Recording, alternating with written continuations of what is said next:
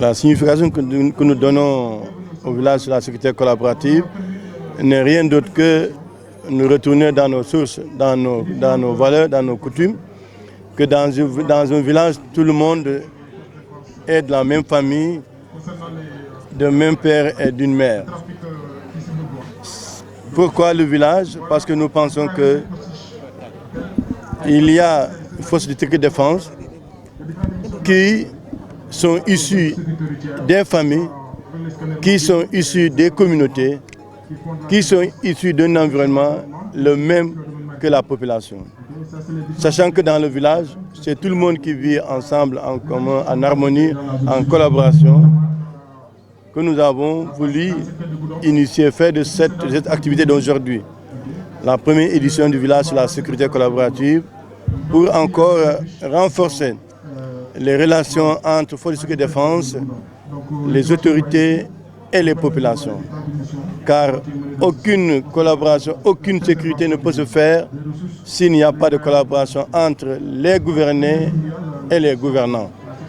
Et en dehors de ces gouvernants et gouvernés, ceux qui assurent tout ce qu'on appelle la sécurité des personnes et des biens.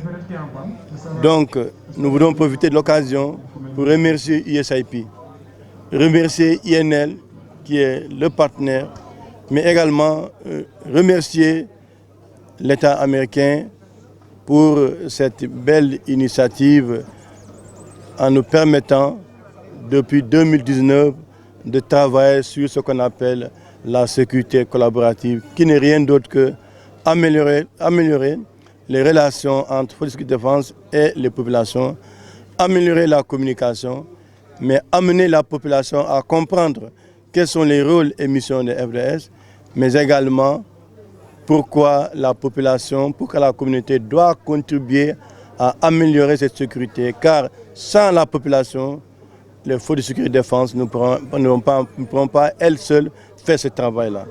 Mais un travail de communion, de collaboration, permet aujourd'hui d'améliorer la sécurité et de faciliter l'intervention des forces de sécurité s'il y a un problème. Donc c'est pour cela que nous avons choisi de commun accord la première édition du village de la sécurité avec le comité communal ici à Goudomp pour inviter la région de Kolda, la région de Ziguinchor, la région de Sédhiou, la Gambie, la Guinée-Bissau, inviter les FDS.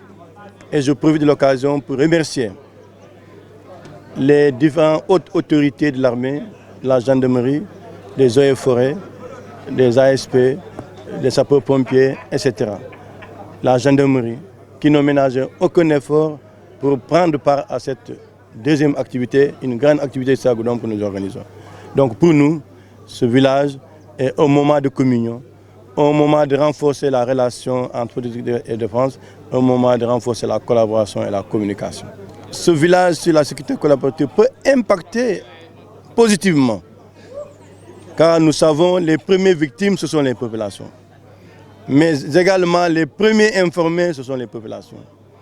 Donc, si ceux qui travaillent chaque jour sur la question de protection des personnes et des biens ne collaborent pas avec ceux qui détiennent l'information en premier lieu, ça veut dire que le travail, au lieu d'être plus efficace, sera efficace, mais pas comme si les populations ont pris part, ont participé pleinement. Donc c'est pourquoi cette activité va impacter positivement, parce que ça permet aux populations de comprendre que les forces de sécurité et de défense ne sont pas des personnes qu'on a créées partout, quelque part.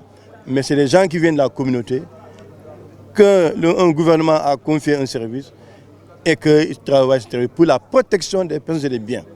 Parce qu'on ne peut pas avoir un village, on ne peut pas avoir un quartier, on ne peut pas avoir un département ni une commune s'il n'y a pas de sécurité.